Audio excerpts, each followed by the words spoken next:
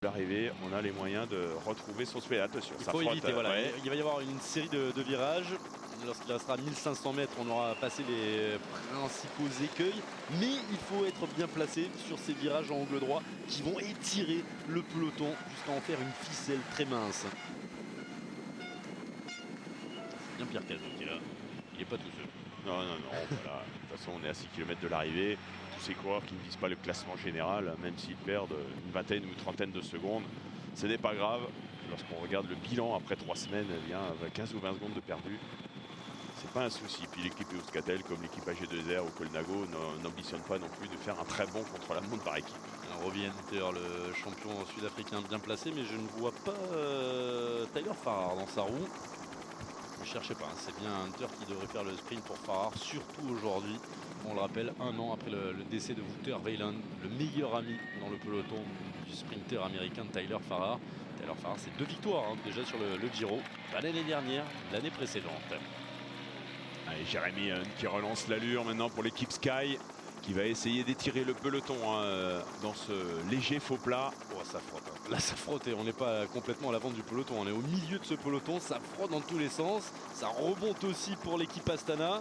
On essaye de jouer, pourquoi pas pour Enrico Gasparotto. Non. C'est lui qui roule Gasparotto. Ah ben on protège Kreuziger. Kreuziger en 3e position. Roman Kreuziger qui veut absolument éviter des cassures. Vous avez vu, la FDJ, on a retrouvé des éléments. Arnaud Desmar ne sera pas seul. Ils sont 3 en train de se replacer. Ouais, on voit Dominique Rollin qui est venu se replacer juste devant le jeune Picard.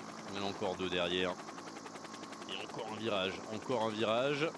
Les Astana qui insistent. Gasparotto qui vient de s'écarter. Kreuziger en 3e position.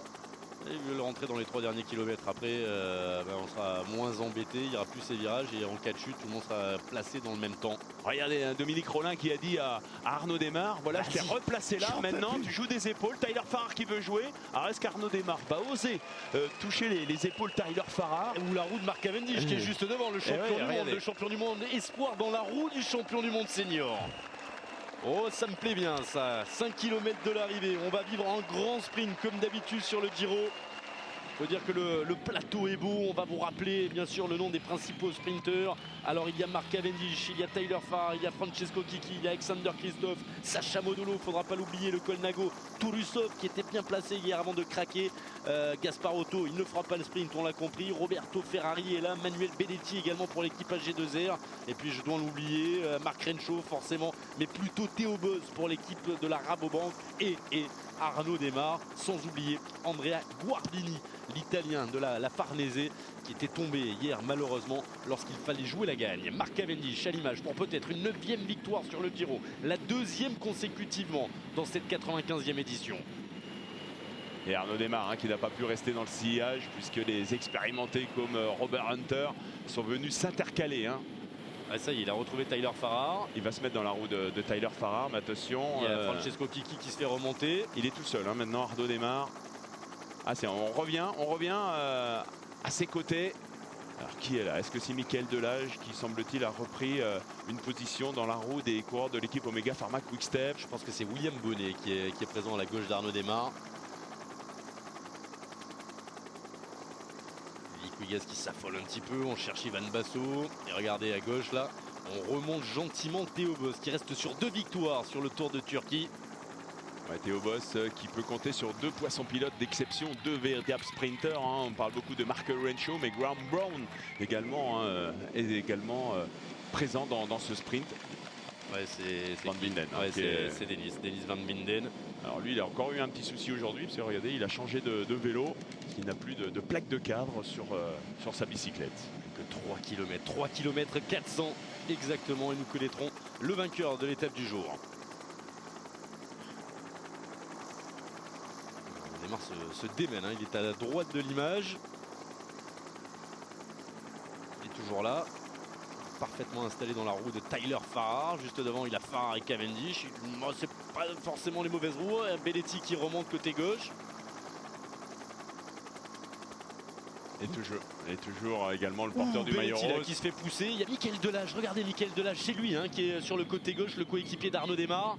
Oui, pour l'instant, c'est pas forcément la peine d'aller chercher Arnaud Démare. Il suffit de le retrouver. Il suffit, entre guillemets, c'est pas toujours facile, mais de le retrouver sous la flamme rouge. Comment ça se passe? On demande t'es où Arnaud? Oh, Arnaud, comment? Non, on peut pas faire ça à 60 km/h, c'est pas possible. 2 km 500. Les Colnago maintenant qui appuie pour Sacha Modolo. Et les Saxo pour Aedo, bien entendu. Il est en 3e position, là, bien placé, le sprinter argentin. Torusov également qui vient se replacer en 5e ou 6e position. Virage, ça passe pour Belletti. Oh, c'était chaud, c'était très chaud pour le sprinter de l'équipage G2R. On a trop appuyé, du coup on a perdu le contact. Personne ne veut vraiment lancer à plus de 2 km de l'arrivée. Il n'y a pas vraiment d'équipe avec 5 ou 6 coureurs. On rappelle, les coureurs de l'équipe Sky ont déjà beaucoup travaillé pour revenir sur l'échappée matinale. Belletti qui peut compter sur un équipier apparemment. Non, il vient se replacer. Belletti, il est déjà désormais seul. Michael Delage qui est avec Arnaud Démare. Il y a Francis Mouret qui est là également. Francis Mouret est là. Il m'a semblé voir le dossard de Francis Mouret. 1 km 800. Ce sont les Sky qui vont virer en tête. Les Sky qui cherchent leur leader, Mark Cavendish. Ouais, qui est un peu plus loin. Attention à ce virage. Derrière, on va attaquer un léger faux plat. Et on après, va relancer. On relance l'allure. Oh, Guardini. Guardini se fait violence pour remonter. Le Farnese. Regardez, tout le monde veut prendre la roue de Mark Cavendish. Tout à l'heure, il y avait les coureurs de l'équipe Garmin. Maintenant, c'est Guardini qui a pris la roue de Mark Cavendish. Mais lui aussi s'est fait prendre. Belletti qui veut prendre la roue de Cavendish. Robert Hunter, l'équipier de Tyler Farrar, également dans sa roue. Allez, on va bientôt passer sous la flamme rouge. Aedo est bien placé. Attention à Aedo. Allez, on va tenter une dernière attaque, mais ça va être dur de sortir puisque Geraint Thomas a pris les choses en main désormais. Et c'est Geraint Thomas qui mène le train. Il le cherchait. Il y a Mark Cavendish, son Geraint Thomas préféré. On coupe l'effort du côté du coéquipier de Francesco Chicchi à 1 km. 1 km. La flamme qui vient d'être passée maintenant. Où se trouve Arnaud Démare? Il est là-bas, mais il était un petit peu enfermé. On l'aperçoit, Arnaud Démare, c'est bien lui. Regardez, Lucas Aedo va s'écarter. Juan José va se mettre dans la roue de Matthew Goss. Oh, là, ça chauffe. Ça frotte avec Arnaud qui essaye de se faire le passage également. Oh, il est bien placé. Goss, pour l'instant, bien amené. Arnaud Démare dans la roue de Tyler Farrar. Où est Mark Cavendish? Dans la roue d'Arnaud Démare. Il se méfie du jeune français. Et Théo Boss juste derrière Mark Cavendish. Et Michael Delage qui va peut-être essayer d'aider Arnaud Démare qui se joue des épaules avec Alexander Christophe dans la roue de Roberto Ferrari. C'est lancé maintenant par Tyler Farrar. Il la veut, cette victoire. Tyler Farrar, le jour anniversaire du décès de son pote. Il est encore amené. Matthew Goss est là. Mark Cavendish 100 mètres battu. Chute de Cavendish. Il est tombé, Mark Cavendish. Tout le monde qui s'empale derrière. Et à l'arrivée, qui va s'imposer? Ça va jouer entre Aedo et Goss. C'est Matthew Goss qui s'impose normalement devant l'Argentin Aedo. Eh oui, Mark Cavendish qui s'est retrouvé enfermé, qui n'avait plus vraiment d'équipier dans les 500 derniers mètres et qui a voulu trouver une opportunité. Finet qui est tombé également. Ouais, on voit William Bonnet également qui s'est retrouvé au sol. Michael Delage.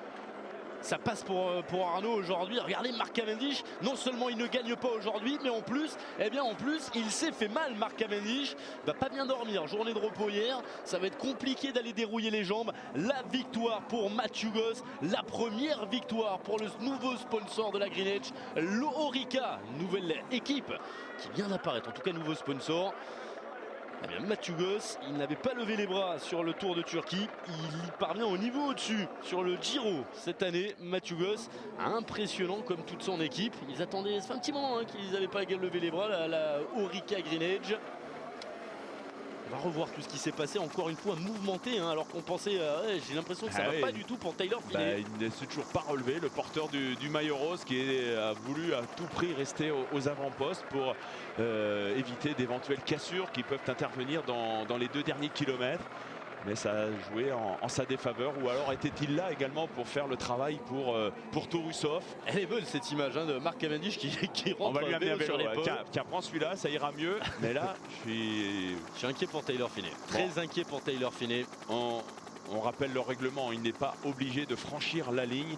Il sera classé quoi qu'il arrive dans le même temps que Matthew Goss qui vient de remporter son premier succès de la saison. Lui qui l'an passé avait remporté Milan-San Remo. On va pas l'entendre. On va pas l'entendre. Ça m'arrange. Parce qu'il a un accent, Matthew Goss. Pour cette nouvelle équipe, ça marche très très bien depuis le début de la saison. On se souvient évidemment sur la première grande classique de la saison, la victoire de Simon Gerrans. Et puis on avait bien débuté également du côté du Down Under. Taylor Phinney qui ne se relève pas. Dur. Taylor Blessé Phinney au qui ne pied, se à la relève cheville, pas. Ouais. j'ai pas tout compris. Mais on revoit avec le gros travail de Geraint Thomas, Juan José Aedo dans la roue de Lucas, Torusov en 4e position. Et là, l'équipe Green Edge qui amène vraiment de belles façons Matthew Goss en 3e position dans la roue de 2 équipiers. Arnaud Démare est toujours bien placé, mais ça va tomber juste derrière lui. Mark Cavendish va tomber, il va se retourner, va marquer un petit temps d'arrêt alors qu'il frotte avec Ferrari, le sprinter de l'équipe Androni. Ça joue des coudes, on ne peut pas sortir trop tôt pour se retrouver dans le vent. Et là, c'est là qu'il va se faire enfermer, Mark Cavendish. On voit Michael Delage qui, regardez, va peut-être plus ou moins fermer la porte à Mark Cavendish qui va se retrouver au milieu. Et là, que doit-il faire, Mark Cavendish? Il faut qu'il trouve une ouverture, il va y aller. Et ça va toucher. Comment ça va toucher? J'ai pas compris. C'est après. Et là, il lance le sprint. Comment va-t-il toucher? Oh, c'est Ferrari! Ferrari. Il a fait n'importe quoi. Et c'est Arnaud Démare. Il a évité la chute, Arnaud Démare. Ah oui, ça on ne l'a pas vu évidemment de face, mais cette vague de Roberto Ferrari a été fatale pour le champion du monde. Et Arnaud Démare qui doit prendre tout de même la 4e place. 4 ou 5 il doit faire Arnaud. Ah oui, mais là Ferrari à mon avis il va être déclassé. Hein. Donc Mathieu Goss, pas de souci. Il s'en fout, il n'est pas classé. Voilà, 4e Arnaud Démare, 5e place on doit avoir Théo Boss, on voit également Christophe Torusov venir se placer parmi les 10 premiers. Ah mais il est fâché, hein. On a vu Roberto Ferrari fâché puisque lui lançait son sprint. Mais, voilà, il n'a pas gardé sa ligne. Pas vraiment, non. Il a fait l'essuie-glace, Roberto Ferrari. On attend pour savoir ce qui se passe derrière. Aedo, ça semble sûr. Hein. Ouais, c'est Aedo. Juste derrière, on va retrouver Tyler Farrar. Regardez cette vague. Et puis, évidemment, Mark Cavendish qui lançait son sprint, qui arrivait avec plus de vitesse initiale et qui a pris, non, bah là, Ferrari. Je pense que Farrar va faire devant Aedo. On va revoir.